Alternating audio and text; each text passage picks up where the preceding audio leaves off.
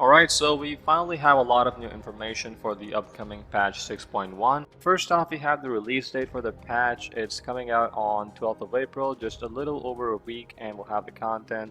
We're really liking the new A Realm Reborn aesthetic in the logo. It's really nice, going back to the adventuring roots and everything. So looking forward to how it goes. And next up, we have, of course, new main scenario quests. We have an entire new series of side quests starting from 6.1, and it'll go through the entire patch cycle. Whatever it is, I'm pretty sure it's going to be interesting and fun, so looking forward to it. We also have new role quests, which I'm assuming is going to be something like what we had in Shadowbringers, where you got a new quest chain from the girl at the bar once you completed the role quest, and it just offered more lore to the Warriors of Darkness by the Warriors of Darkness, and just basically fleshed out the entire story. Okay, so we are going to be getting new Beast Tribe quests, and of course the name has been changed to Tribal quests from patch 6.15, the Urkasadara Beast Tribe, and it'll be for the Disciple of War jobs. Hildebrand is also going to be coming back in 6.15 along with a brand new raid series starting from 6.1. I'm guessing it's going to be something like the weapons we had last expansion, a series of trials for the mounts and everything. I'm glad it's about a mega because not only do I like the quest line we had in Stormblood with the raids and everything, but overall the aesthetic is really good too. So looking forward to this, and 6.15 will also have Emelians for the new custom deliveries, so that's another thing to look forward to, like, of course. Okay, so the duty support system, something that I personally have been really looking forward to, and I'm sure a lot of other people have been as well. Improvements to A Realm Reborn main scenario quests and patch 2.0 only, but all of the main scenario dungeons will now have the duty support feature, which allows you to basically avoid any and all queue times regardless of whatever role you are, so that's really nice. Okay, so we also have major revisions to Cape Westwind and later duties. They're referring to La Habrea as well in the Praetorium. So these two, maybe some other ones, I'm not sure, but these two will be turning into instance battles, and the Praetorium and Castrum Meridianum are no longer going to be those, amazing, great quality 8-man dungeons. Now, of course, I really like them for what they accomplish, like in terms of the narrative and everything, but I'm not gonna lie, I'm really glad about these changes. And of course we have a new dungeon and a new extreme trial in 6.1. Endsinger is going to be the next one, of course everybody knew that. And Unreal battles will be coming back. Now I haven't really done any Unreals before, but this would probably actually be the first time I do it because it's Ultimate Weapon, and Ultimate Weapon is pretty cool. So looking forward to doing that. And then we have the first Alliance raid in the brand new Myths of the Realm series, and personally this is one of the many things in this patch that I'm really excited for, because the 12 Gods of Eorzea, of course we want to know more about them, right? Of course we do. They've been around for so long, and we know so little about them, that now that we're actually getting info on that, I'm really excited. So yeah, I can't wait to see how this goes. We actually got a glimpse of it in the trailer, so it's looking really interesting, so yeah.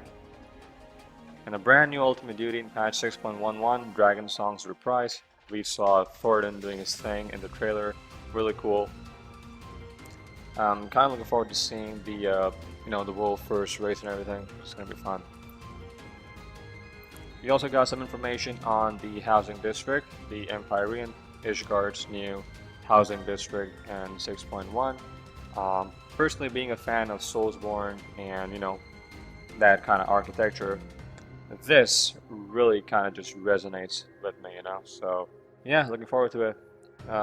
Unfortunately, though, the district still has that theme from like the other ones, and I really just don't like it. But it is what it is.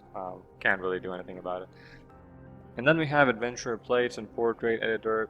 These are new features, just, fluff stuff. If you've played games like Monster Hunter World or Tekken 7, you already know what this is. the Unending Codex in 6.1, and then Data Center Travel finally in patch 6.18. And for those of you who don't know, the Codex is just going to be a collection of terminologies and ARG and everything to just provide you with more information on anything you're not clear about. And after that, we have some miscellaneous updates. One thing out of all of this that I'm really excited for are the glamour plates and the location where they can be used, because right now, I'm not sure what this location part is referring to, but right now we can't really use glamour plates and like anything that's not a hub city. Like you can't really use glamour plates in Summerford Farms in La Noche, and that's really weird because there's an aetherite right there. You technically should be allowed to use glamour plates. I don't really see the logic behind the restriction placed on it. So I mean, if they're gonna do something about it, pretty good. I'm happy about it, man. The ability to try on items from the online store in game, perfectly fine. I believe this feature can be helpful for people who do like to get stuff from the online store. Since there will be no transactions in game, I think it's perfectly fine. Like, not really an issue. New idle animations for parasols and some quality of life features.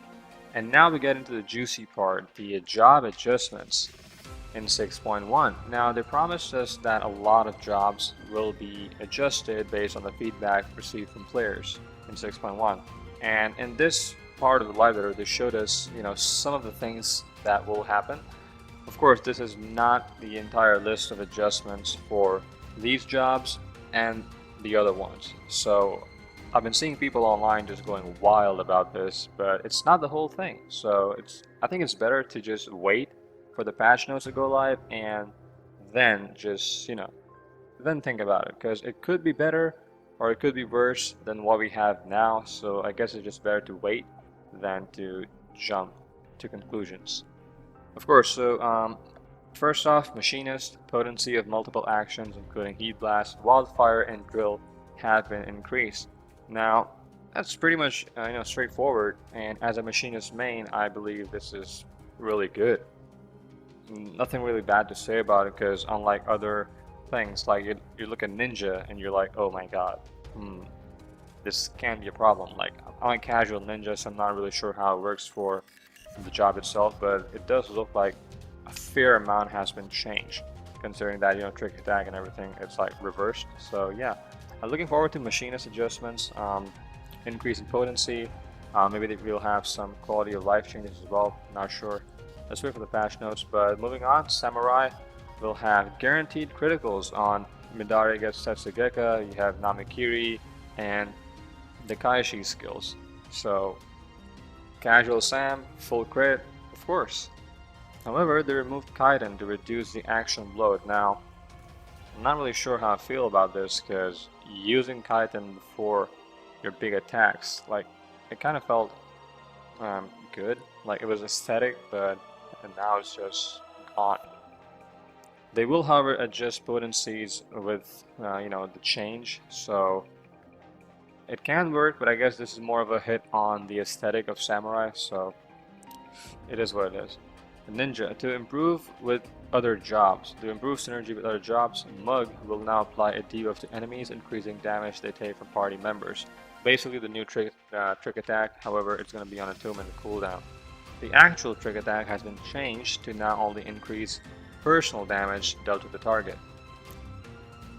I mean, on paper it sounds okay, like not really much has changed aside from the fact that you can only use one trick attack every 2 minutes instead of 2 right now. According to this change, action potencies have been adjusted. Now, of course, it does come down to synergy and everything, so can't really say much considering I don't main Ninja, but on paper it definitely doesn't sound that big of a deal.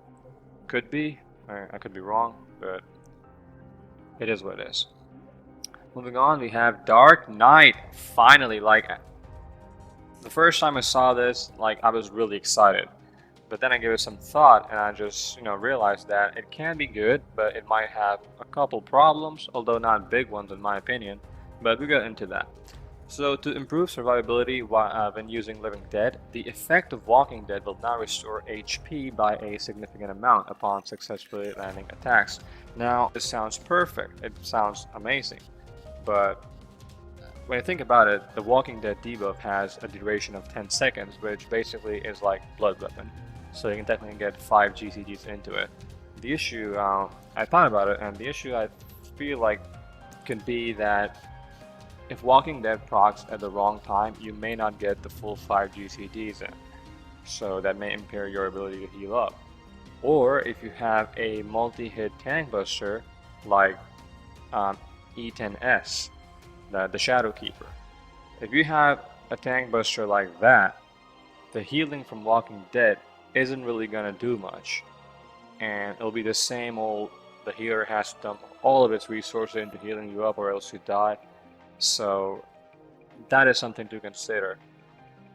Other than that, I don't really see much of an issue with this change you're adding to Dark Knight. Because, well, let's be honest, like Dark Knight right now has a fair amount of issues, but personally speaking, the only thing that has mattered to me was Living Dead, and if they're going to fix that in some way, shape, or form, perfect. And of course, this is not the entire list, so they may add more stuff to Dark Knight 6.1. I mean, I'm hoping for Blood Weapon, I'm hoping for some other form of self-sustain, you know, maybe like adjust TBN, maybe do something else. 6.1, can't wait for the patch notes to come out and see how it's like. Looking forward to this, but this is a step in a positive direction. I don't really see a lot of problems with this change, because even now, like most of the white mages wait till the Walking Dead debuff comes down to 3 or 2 seconds before using Benediction. So it can work out. Like, this is a good change in my opinion. Like, the good here outweighs the bad. Dragoon shortened the animation log for jump actions. Okay, so maybe they won't really have, you know, maybe they'll have less issues with their, you know, we all know the meme that goes around for Dragoons. I'm not even going to make that joke anymore, it's so old. Summoner Searing Light will now be cast directly from the Summoner instead of Carbuncle. Pretty good. Like, I recently started playing Summoner, and this change is pretty, like, from the looks of it, it's pretty good. White Mage, I don't really care about White Mage, but the effect radius of Cure 3 and Asylum has been extended to 10 rounds. Okay, great. Liturgy of the Bell can now be ended at will to restore an amount of HP dependent on the number of stacks remaining. I wasn't really sure about whether this skill could be, you know, ended at will before, because like I said, I don't really care about White Mage. I don't play the job. I have it all leveled up and everything, but I really don't care about the job, man. I just don't like it. I have never liked White Mage, simply because of how the Holy skill they have, it stuns all of the mobs, and then just, you can't stun them anymore. And when I'm tanking, I have the ability to selectively stun enemies, so that I cannot get hit by other attacks or like move out. It's like, I don't know why people do that. I mean, it's a trade-off. Like, you need DPS, and Holy is like pretty good at that. But then also stun then takes away the ability to selectively stun enemies during their attacks. So it's like, what do you do with it? It's hard to balance that, in my opinion. But I just don't like White Mage. Scholar, the effect radius of Sacred Soul has been extended to 10 yalms. The effect duration of expedience granted by the action expedient has been reduced from 20 seconds to 10 seconds. It does sound like a lot, but I don't really think that this adjustment is that big of an issue. So, I mean, it would have been a lot worse if this was a change for the damage reduction it gave us, but it's not. So it's unfortunate, but I don't really think it's that big of an issue, you know, given how Scholar is right now. So yeah, more information in the actual patch notes of 6.1, so look forward to that. This is not the entire list of changes, so my advice to everyone would be to not jump to conclusions, because it can be better or it can be worse from where we are right now. So just wait it out and see how it goes. And then they showed us some mounts that'll be added to the game. I'm not really sure if some of these will be added to the mock station or if they'll all be in game, but hopefully it's the latter. You know, just take it with a grain of salt, I guess. So yeah, personally, really excited for the near mount because it really looks good and the overall aesthetic of it is really nice. So looking forward to that. They also talked about housing plot sales from 6.1. All wards in the residential districts will be using the lottery system in 6.1. More plots will be available for free companies in the patch as well.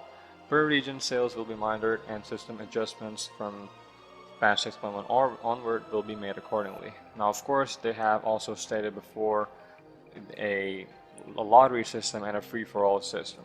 So they're not going to be using free-for-all right now, but apparently they are open to making adjustments based on player feedback. Of course, I don't really see why anyone would want a free-for-all system considering how bad the housing system is right now. It's just not, I don't really think it's worth it, but